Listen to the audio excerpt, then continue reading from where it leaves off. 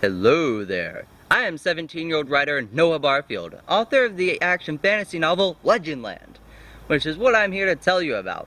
Because I've worked on Legendland for over 3 years, writing, editing, fine-tuning it, and just generally spending lots of time on it. So, I think it's some of the best work that human eyes have ever had the pleasure of beholding, and those human and not so human eyes that have beheld it tend to generally agree with me.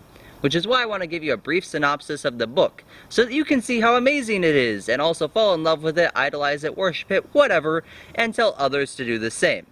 Now, in the novel, there is a world called Legendland, where legends and mythical creatures go to die. As such, it is ruled by the cosmic entity Death, which sounds kind of depressing whenever I phrase it that way, but the individuals do their best to make it a livable, happy home. They partially succeed because it's not perfect, but it could be a lot worse. Speaking of which, it's about to get a lot worse.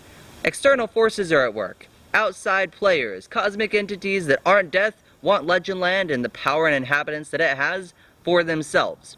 Now, said inhabitants of Legendland, or at least some of them, that at least know what's going on, are not going to stand by and let that happen. If they're going to be controlled, it's going to be by people and cosmic entities that they know. So, they will fight, and they will fight hard, and they are willing to die for what they want. And what they want, at their basic root, is to not be controlled by others and to survive. However, all of them have a lot of goals. That's what makes Legendland unique and interesting. The plot is fantastic. Cloak and dagger betrayal, cosmic forces, yeah. But no matter how great the book is, I don't care if the plot of your sci-fi, action, thriller, fantasy, zombie, romance is amazing or not, if the characters aren't unique and interesting, no one's going to want to read it.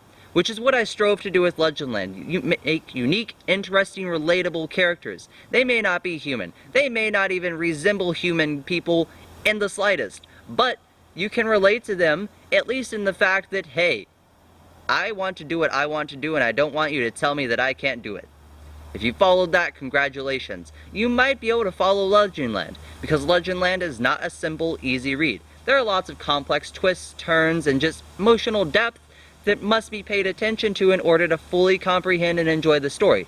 It's not nearly as complicated as the children's maze on the back of many kids' menus, but it starts to get there a little. I do my best to cut away the excess and make sure that you're just left with a twisting, turning, interesting, and exciting ride, much like a roller coaster.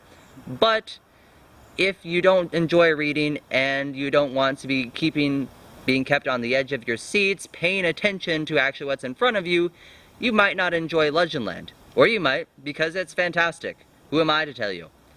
So Legendland, it's action, fantasy, sarcasm, wit, humor, there's drama, there's darkness, there's a lot of stuff in Legendland, and I want to let you experience that for yourself.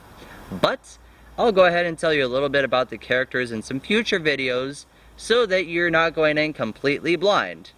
Or at least, like 5% vision. So, I hope that you enjoyed, and see you next time.